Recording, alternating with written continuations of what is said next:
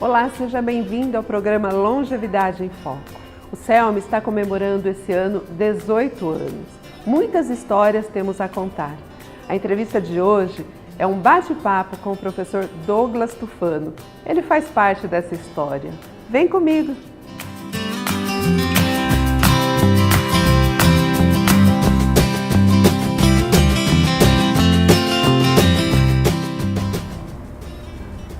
Bom dia, estamos iniciando mais um programa Longevidade em Foco. Hoje recebendo o professor Douglas Tufano, um ícone na história do CELM, na história do envelhecimento, já que o CELM está diretamente ligado a essa parte de lidar com a história, de conversar essa história voltada para a memória, essas coisas.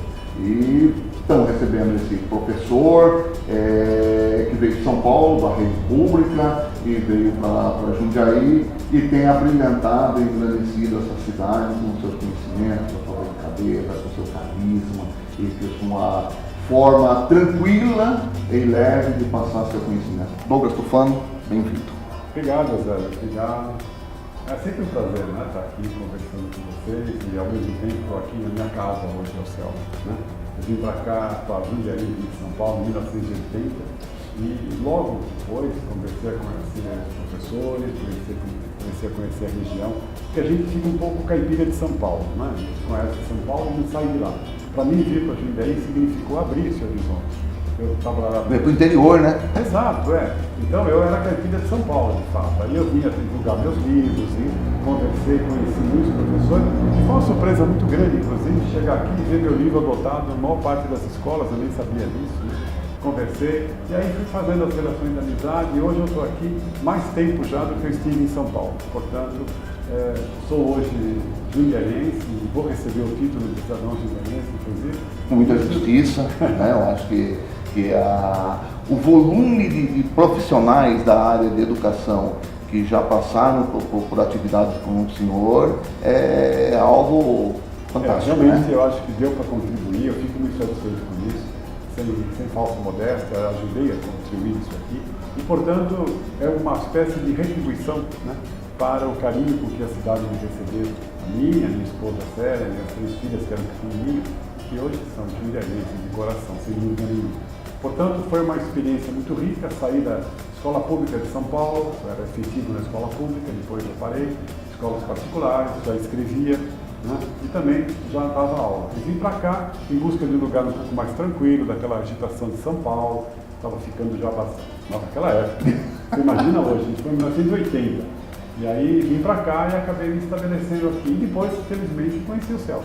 Douglas, diz para mim o incêndio do Museu Nacional. Aqui no Rio de Janeiro. No Rio de Janeiro. A gente sente, como eu senti... A dor que deve causar para o senhor, se causou para mim, que tem lido muito menos com isso. Mas eu vi também, a gente presenciou uns anos atrás, um incêndio lá no Museu da Língua Portuguesa. Em São Paulo, né? São Paulo, um lugar que eu levava muitos grupos, inclusive aqui do CELM. Quantas vezes eu fui com gente do CELM, lá no Museu da Língua Portuguesa, em frente à Pinacoteca do Estado, né? Nós pegamos outras situações de deterioração, de falta de cuidados, né? Esse do Museu do Rio de Janeiro, lamentavelmente, é um exemplo de como a cultura não vem sendo prestigiada, não é uma preocupação do governo. Eu estava lendo nos jornais dizendo que o último presidente que visitou o Museu Nacional foi o Juscelino Kubitschek, né? Passou por tantos outros presidentes, tanto militares como civis, e ninguém se preocupou com isso. Então, é um desprestígio. Um desprestígio. Até o Fernando Henrique, que era um intelectual, e ali havia muitos pesquisadores que eram colegas dele, mesmo ele também nunca foi lá. Em uma oportunidade, eu ouvi o senhor dizer que se morre 2 vezes. O Museu do Rio de Janeiro matou muitos pela segunda vez. Pela segunda vez, matou. Me fale dessa relação de morrer 2 vezes, porque... Esses eram os gregos. Os gregos que diziam que morremos 2 vezes. Uma vez fisicamente e a outra vez é na memória das pessoas. Quer dizer, se você deixar uma memória, se você deixar uma lembrança afetiva, uma lembrança querida para as pessoas, elas vão continuar falando de você, então é como se você não estivesse morto. Agora, quando você morre pela segunda vez, é quando ninguém mais lembra que você existiu, você não tem, a sua passagem foi muito rápida e acabou, não deixou nada, não plantou nada, né? E, portanto, essa é a segunda morte. Por isso que eles diziam que a imortalidade do nome, né? A imortalidade do nome nesse sentido. Fantástico, fantástico. Nós também tivemos uma situação dessa natureza aqui em Jundiaí, que foi o incêndio da estaçãozinha, não sei se você chegou a acompanhar, número 1 da Companhia Paulista, onde muitos pessoas de importância na cidade, essas coisas todas, pegavam o trem na estaçãozinha aqui. Na época não se ia muito estudar em São Paulo, mas ia estudar em Campinas, né? E fazer esse percurso, e nós tivemos um incêndio aí da estaçãozinha. Nós tivemos, eu quando mudei para Jundiaí, tinha havido recentemente um incêndio no Glória Rocha. E ele tinha ficado. Eu participava da diretoria de cultura na época e era presidente da Sociedade Jundiaense da Cultura Artística. Nós tínhamos lá uma orquestra, né? E eu participei, eu que fiz a mestre de cerimônias, vamos dizer assim, da reinauguração do Glória Rocha, né? Ali apresentando a orquestra, junto com a professora Josete, que é nossa aluna aqui no CELM, né? E foi então, veja, essas tragédias, de certa maneira, tanto locais como nacionais, né, de impactos nacionais, são extremamente importantes para a comunidade tomar consciência do que ela tem e não estava prestando atenção naquilo. Depois que aconteceu, muita gente, puxa, mas que pena, tá? Mas você sabia disso? Quantas pessoas foram ao Rio de Janeiro passear e nunca foram àquele museu também? O senhor me diz de ter um olhar não só do lado da lamentação, da desgraça. Da desgraça. É preciso chamar a atenção que aquilo era um patrimônio e que as pessoas não cuidavam. Porque dá a impressão que é só o governo responsável por aquilo. Imagina que era nosso, né? Aquilo é da comunidade. Então, preservar isso aí. Por isso que uma das tarefas que a gente faz aqui no CELM, há quantos anos já? 18. 18 anos. O senhor está de 17, 11 meses e 29 dias. Eu vi no dia seguinte. Né? No dia seguinte. Vamos a museus, né? Quantas vezes fomos a museus? Me lembro de ter levado gente que pela primeira vez conheceu o MASP, conheceu a Pinacoteca, mas nós estamos a 1 hora do MASP, né? Ela é muito próxima. Portanto, por que essas pessoas nunca tinham ido? Então faltava essa corrente e mostrar a importância disso. Inclusive um dos cursos que eu tenho dado aqui é a história dos museus. E a gente termina falando do MASP, né? Mostrando o MASP. As pessoas ficam, puxa, mas que bonito e tal. Ah, mas você nunca foi ao MASP? Não. Então uma das funções do CELM é também abrir os olhos das pessoas com relação ao que nós temos à nossa volta e não estamos prestando atenção. Nesses 18 anos, né, o CELM caminha para a maioridade, né? Não sei o que isso realmente significa, mas caminha para a maioridade, né? E nos últimos anos eu venho me distanciando do CELM porque ele tem que ganhar vida própria e caminhar independente de mim, essas coisas todas, né? Não né? Mas nós tivemos num determinado momento, atrelado às atividades, essas coisas todas, que deu muito certo, mas muito, né? Eram os passeios. Exato. E que nesses últimos 2, 3 anos nós paramos razoavelmente bem, né? Se não totalmente. Na verdade, reduzimos um pouco, né? As pessoas continuam saindo aqui e ali. Agora, a dificuldade é a própria de São Paulo, né? Então, o trânsito, o perigo das ruas. Eu me lembro que a gente saía de 40 pessoas andando pelas ruas de São Paulo. Vamos sair com 80. Exatamente. Então, isso mudou um pouquinho, mas nós fazemos o seguinte hoje, Zé. As pessoas querem fazer passeios, então a gente faz aqui a aula, faz uma preparação para o que você vai encontrar lá. Então elas vão mais preparadas. Aos poucos, o nosso público vai ficando mais autônomo também. Isso é muito importante. Por isso que os que chegam agora falam, puxa, mas vocês foram aqui, foram ali, mas eu queria ir com vocês. Tá, talvez não dê para ir com a gente agora, mas vamos nos preparar para vocês sozinhos. Isso dá autonomia. Então o senhor que foi um jogador de futebol, está rolando a bola para a possibilidade de a gente voltar a ter, não na mesma intensidade que diante, mas era uma loucura, né? O que a gente fazia era meio, né? Eram outros tempos. Mas num volume menor tem uma organização de se ter alguns passeios. Vamos dizer que nós estamos dando agora assistência para o sujeito fazer um gol, né? Meu meia esquerda está no Juventus, é verdade, hein? E, encerrando esse bloco, Douglas, você é uma alegria. Eu tenho muita honra de estar contigo. Voltemos aqui com o professor Douglas Tufano. Douglas, Nós conversamos no primeiro bloco aí sobre várias atividades, principalmente relacionadas à sua parte como professor, essas coisas, né? Você também tem um viés grande de autor, né? De produtor de livros, de registrar, porque hoje se solta muito, né? Se fala tal, mas pouco se registra, pouco se lê também, né? No livro. E o senhor é uma das pessoas que tem trabalhado pontualmente nessa... Eu comecei muito cedo, eu comecei a dar aula, na verdade, com 20 anos, né? Então esse ano aqui, em 2018, eu estou completando 50 anos de magistério. E também logo, em 75, saiu meu primeiro livro. Então eu também estou fazendo aí 43 anos de autor. E eu sou mais, hoje na Editora Moderna, onde eu trabalho, eu sou o único autor daquela época ainda produtivo, né? A maior parte já foi parando. E isso também eu devo ao Selmi, porque o contato com os alunos, o contato com as pessoas, e sobretudo com os jovens também, com quem eu trabalho, vai permitindo que a gente fique mais atualizado. Em que sentido? Na cabeça, né? Eu sempre digo que o magistério é uma forma de rejuvenescimento. Quando você trabalha com jovens, eu trabalho com as duas pontas, né? Com os mais idosos e com os jovens. Significa que você vai olhando os dois lados da vida, não fica só de lado do outro. Isso dá uma agilidade mental, você fica preocupado com os dois lados, você vai se atualizando. E para escrever isso é fundamental. Faz uns 10 anos, mais ou menos, que eu comecei a escrever mais para o público jovem, né? Comecei a escrever para criança, comecei a escrever para jovens, continuei escrevendo meus livros didáticos. Então isso ampliou o horizonte. Então eu diria que uma coisa, Eusébio, fecunda a outra. A sala de aula me propicia experiência para poder usar a linguagem, que eu não escrevo mais como eu escrevia há 20 anos, né? É uma linguagem diferente. E ao mesmo tempo, escrever me habilita também a dar aula cada vez melhor, porque eu vou estudar, vou pesquisar. Então a gente vai aumentando esse repertório. E é, portanto, uma relação uma via de duas mãos, né? Vai lá, vem para cá. Eu fico muito satisfeito com isso, que amadurece a gente como pessoa, como autor, né? Como escritor. E me possibilitou também uma coisa muito importante, conhecer o Brasil. Eu viajei muito pelo Brasil, praticamente o Brasil inteiro, fazendo contato com professores, a abertura que nós falamos aqui pelo interior. Quando eu vim para cá, eu comecei a olhar para o lado de lá. Campinas, lá para frente, Ribeirão, de repente eu visitei todas as delegacias de ensino do estado de São Paulo, dando palestra, dando curso.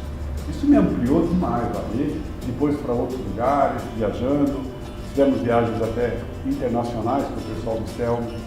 Foi bom, eu tinha já uma experiência. Algumas, né? Várias viagens. E até as pessoas que chegam agora perguntam, quando vai que eu vou fazer aquelas viagens? Eu disse minutos antes, né, que tenho me afastado do Selmi, né, e a intenção é realmente esse, é um planejamento acontecendo, né, mas não deixo de receber algumas reclamações. Por que não se faz mais as viagens? Então, eu me lembro que a gente levava um ônibus cheio, 40 pessoas para São Paulo, e andávamos pelo centro de São Paulo. Hoje é impossível fazer isso. Mercadão, por exemplo. É impossível por quê? Por causa da segurança. Então, nunca tivemos nenhum problema, felizmente, mas hoje o risco é muito maior e é uma responsabilidade você estar com um grupo grande assim. Viagens internacionais é a mesma coisa. A gente fez várias, né? Guardo muitas boas lembranças disso. Prova disso que fizemos amigos. Nós temos pessoas que estão aqui também há 16 anos, 15, 16 anos, né? Então, essa experiência cultural, essa experiência de amizade, essa experiência de relações humanas, isso é uma coisa que nenhuma escola me deu. O Selmi me deu isso. E, portanto, eu vou encerrar minha carreira aqui no Selmi sem dúvida nenhuma, né? E, portanto, isso foi um enriquecimento que eu não tenho nem palavras para dizer. Vocês me deram um trabalho, me deram um emprego, sim, mas me deram mais do que isso. Trabalhar aqui no Selmi é uma forma de satisfação, de realização e me permitiu escrever tantos livros e pesquisar e enriquecer a mim e as pessoas. Agora o senhor está lançando um outro livro. O último filhote saiu agora, né, que é este aqui, né, que é um livro que nasceu aqui, na verdade, do Selmi.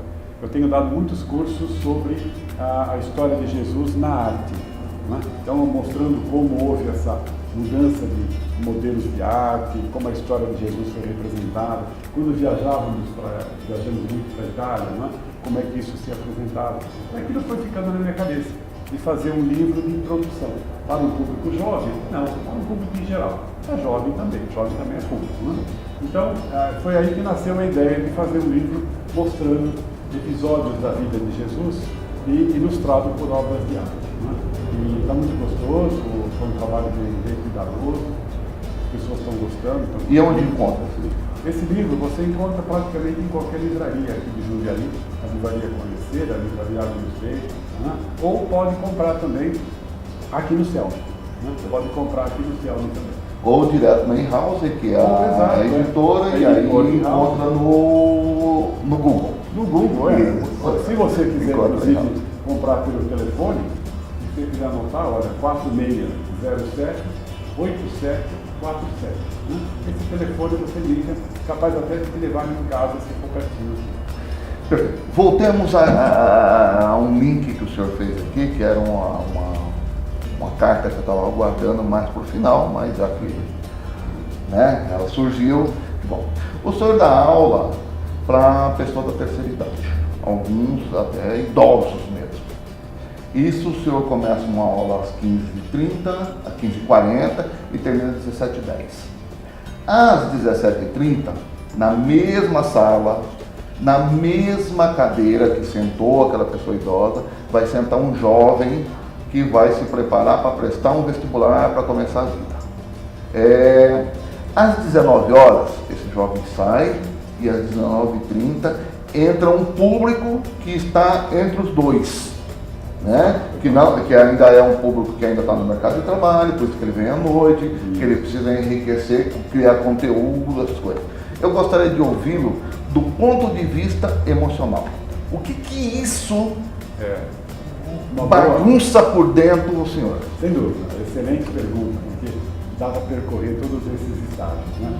Os mais jovens têm 16, 17, 18 anos, da tarde os mais idosos, geralmente mais de 60 anos, e à noite na faixa dos 40 aos 60, 40 a 50. Portanto, eu pego todas essas experiências. Então, o jeito como eu falo à tarde já não é o mesmo como eu falo à noite. Os exemplos, as referências. Então, realmente precisa ligar e desligar, ligar e desligar. A conversa com os jovens. Esses jovens nasceram no século XXI. Né? Quando eu falo para eles do século XX, para eles é uma coisa muito antiga. Né? Eu tenho que falar no século passado. Né? Então, para eles, as coisas estão acontecendo. Para eles é absolutamente normal imaginar um mundo com celular, com computador, com isso, com aquilo.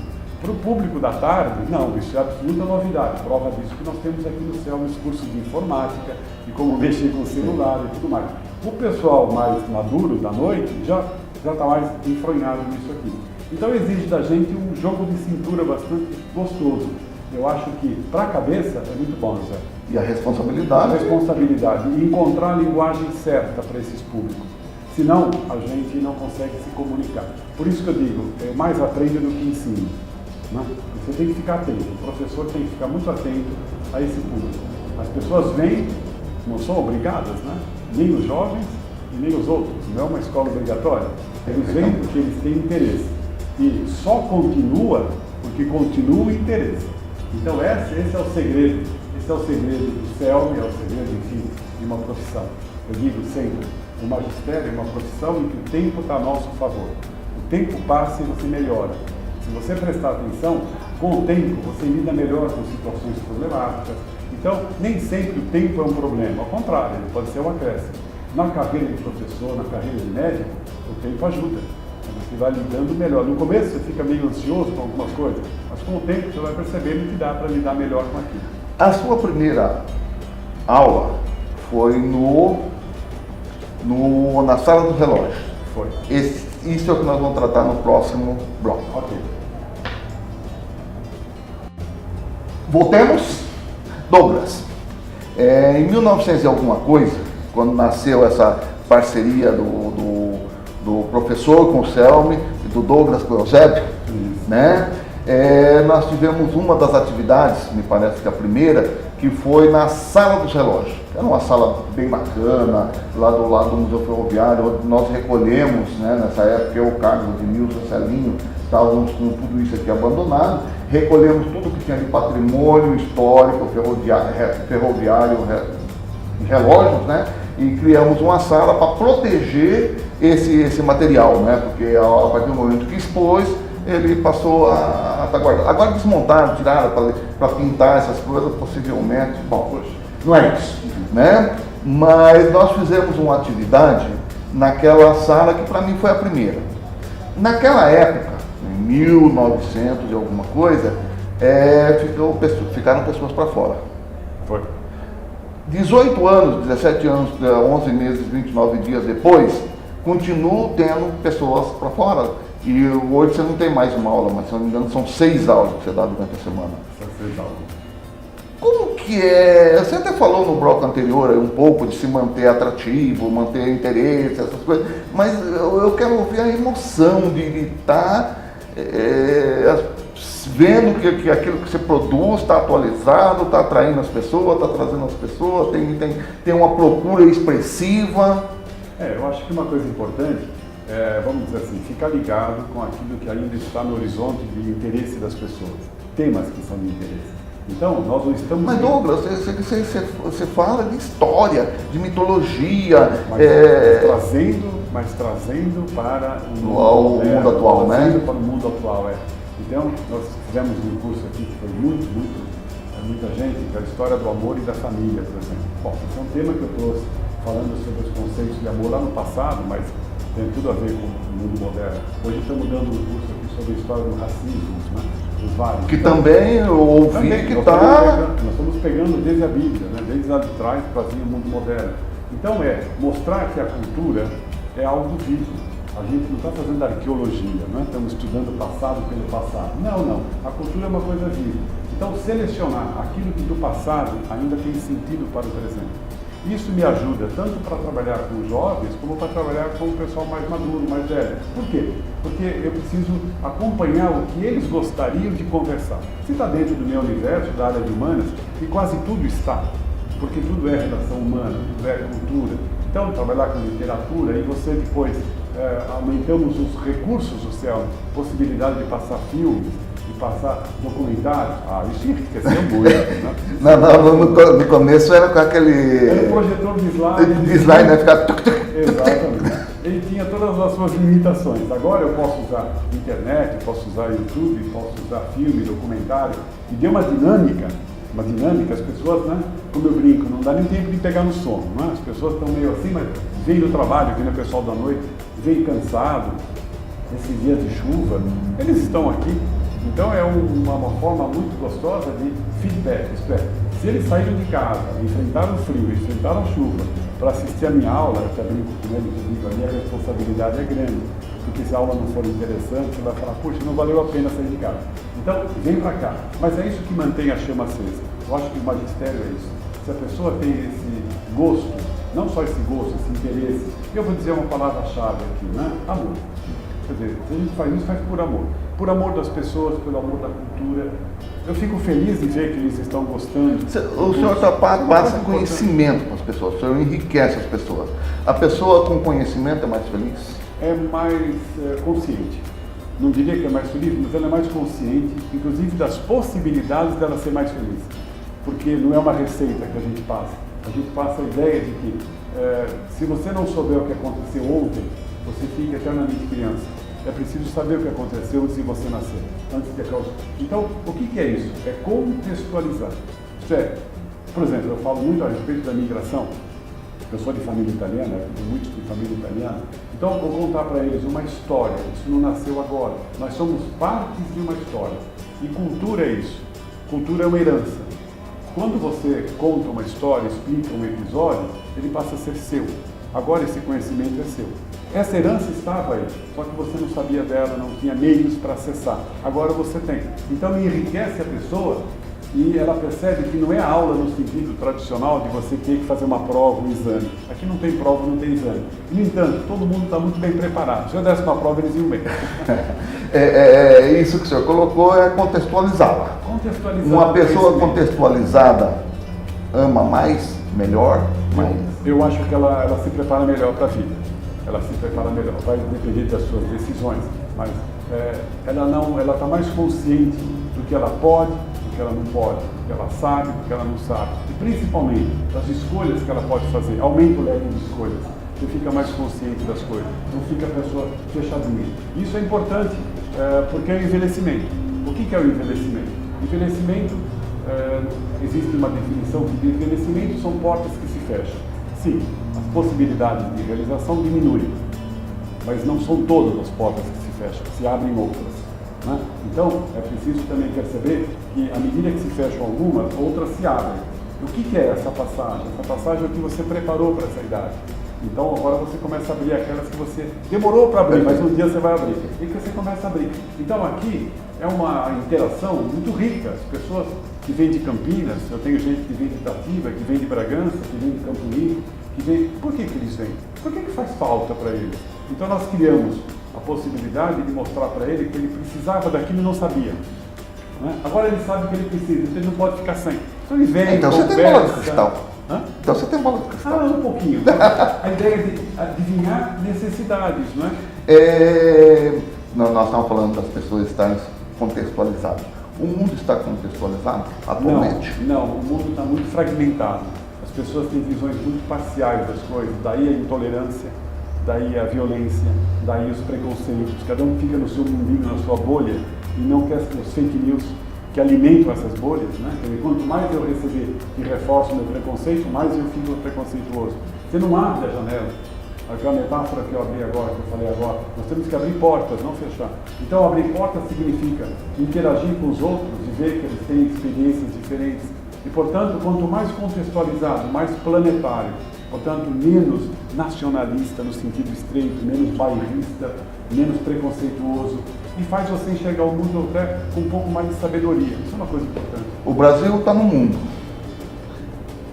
Como que o senhor vê o Brasil? O Brasil está no mundo, sim, mas não está bem no mundo. Descendo até Jundiaí. Eu acho que nós temos essa questão de, agora, o diálogo com o mundo aumentou. A possibilidade do diálogo aumentou. As pessoas precisam abrir mais essas janelas e não ficar pensando só no seu universo pequenininho. Nós temos que entender que a escola é fundamental, a cultura é fundamental, mas não para passar no vestibular, não para fazer prova. Porque isso é coisa humana. Tudo que é humano me pertence. Eu preciso ter a possibilidade de abrir isso. Quanto mais contatos eu tiver, quanto mais eu conhecer dos outros, mais compreensivo eu vou ser. Mais aceitar as diferenças. Me compreender melhor significa compreender os outros. Se os outros são assim e eu vejo problemas, é porque eu também tenho problemas. Então vamos nos perdoar, vamos entender que essa forma de fraternidade, solidariedade, isso vem com a consciência.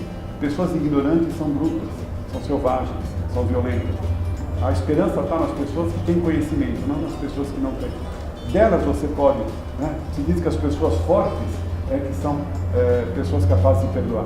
Né? Os fracos não perdoam. E a mesma coisa eu diria da cultura. Quanto mais cultura, quanto mais horizonte você tiver, mais fácil fica compreender as coisas. Se compreender e compreender os outros. Nós temos... A nossa diretora fica o tempo todo mostrando para a gente questão de tempo. Tempo é terrível, né? Porque nós ficaríamos aqui, né? Mas nós estamos dentro de um patrimônio ferroviário. A ferrovia nessa cidade de Jundiaí teve uma importância danada, né? Essas coisas todas. Então, para a gente encerrar, eu vou lhe perguntar. O Brasil, ou alguma coisa mais local nossa, trem jeito? Deveria ter, deveria ter, e eu já conheci aqui dentro, por causa do CELM, conheci a história da ferrovia e vejo que a preservação da ferrovia, como eu já falei em outras oportunidades, não é preservação apenas de material, né? Material, mas é a preservação da história. O nosso livro que você criou aqui, o nosso Meu Pai foi ferroviário. 10º volume. Exato, é uma manifestação fantástica de preservação do quê? Da história. Mas que história? Da história viva. Nós não estamos falando daquilo que já morreu, estamos falando daquelas pessoas que construíram, essas que estiveram antes de nós. Nós estamos agora. Então vamos deixar essa lembrança para os que vêm à frente. Então, criar meios para que essas pessoas, os jovens ou outras pessoas, percebam que há uma história atrás deles. Não que o mundo começou agora. Isso é importante? Sim, porque essa é a teia do tempo. O tempo se tece da memória. Voltamos aos gregos. Se você esquecer isso, você vai matando as pessoas. Eu ia perguntar aí, exatamente. estamos dando sobrevida. Estamos sobrevivendo e dando sobrevida a que essa nossa memória não se apague. Eu quero agradecer ao pessoal aqui da equipe, mas eu quero dizer para ti, Douglas, eu tenho muita honra de ter te conhecido e de ter a liberdade que eu tenho, o tempo que o senhor me dá, né? De poder ser seu amigo, seu parceiro, estar sempre junto. Prazer estar sempre querendo escutá-lo, às vezes oferecendo carona para poder escutá-lo, essas coisas todas. Mas eu Muito que bom. agradeço a oportunidade que você me deu aqui, a gente nem sabia como é que ia ser esse período. É hoje a escola que eu mais trabalhei já, e o número de pessoas que passaram aqui por essas cadeiras, pela essa sala, foi fantástico e me enriqueceu a vida muito. Como eu disse, mais aprendido do que ensinei. Obrigado, até o próximo.